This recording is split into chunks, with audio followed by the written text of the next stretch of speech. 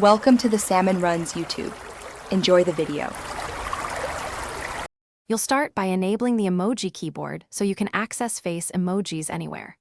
Go to Settings, General Keyboard, then add New Keyboard and pick Emoji. Once done, the globe or smiley icon appears on your iPad keyboard. Make sure dictation is enabled if you want voice suggestions that bring up emoji. If you plan to use custom stickers or memojis, add the Messages app extras now. This gets you immediately ready to switch keyboards and place face emojis into any app. Once the keyboard is available, tap the globe or smiley to open the emoji panel and navigate to the face category. Use the search bar to type words like smile or cry to find matches quickly, and long press a face to choose skin tone or gender options where supported.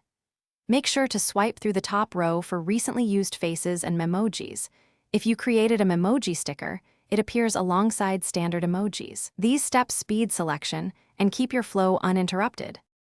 To finish, simply tap the face emoji to insert it into your text, or drag and drop a memoji sticker into apps that support it.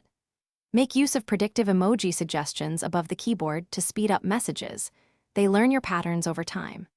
If something goes wrong, for example, the emoji keyboard disappears or specific faces won't show update to the latest iPad OS, re-add the emoji keyboard in settings and restart your iPad. That single troubleshooting step resolves most issues. Thanks for watching. Consider subscribing if we helped you.